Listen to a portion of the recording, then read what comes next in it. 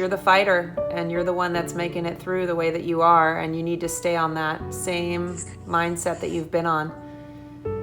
Because there's absolutely life on the other side of this. I was the very first patient admitted to the hospital with COVID in Los Angeles, and they dubbed me Patient Zero.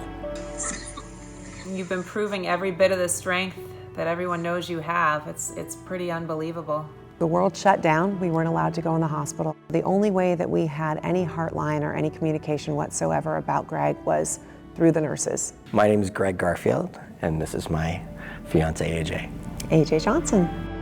My largest passion in life is skiing. Yeah, look at the view. I go on a European ski trip with friends of mine every year.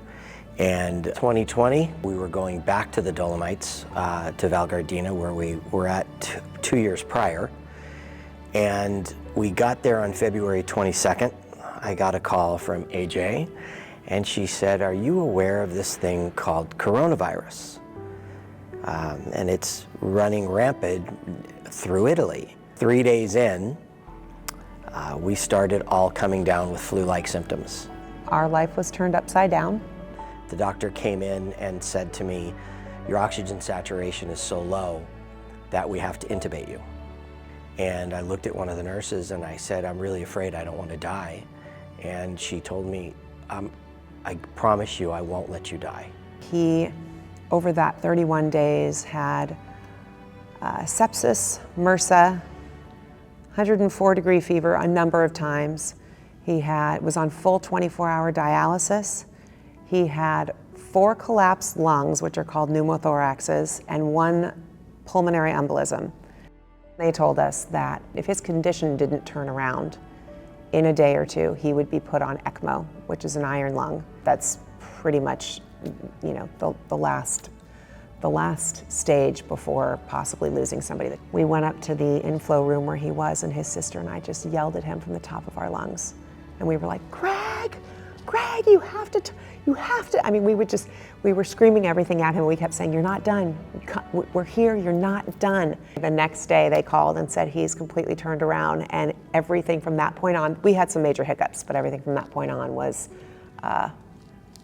all uphill. Slow, a marathon, but all uphill.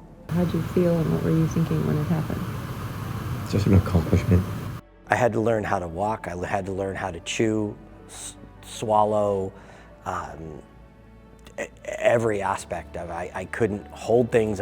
My fingers were all black. I was put on pressors when I had complete organ failure, and that forces your blood to your vital organs for survival, and it compromises your extremities.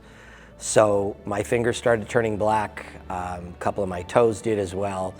His fingers were necrotic. They had died completely, so they were black. They were, if you tap them together, they were like wood. It was almost like a petrified wood. You got this, okay?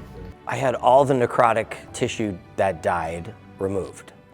So all of my fingers on my right hand, half of the fingers on my left. They increased the webbing on my left hand to create the perception of longer fingers, which made it easier for me to grab certain things. You're able to build up tissue, then you can preserve the leg. I was the recipient of donor tissue for the reconstruction of my hands. And it excelled my healing and allowed me to get to that day where I get back on skis. I'm so proud of you.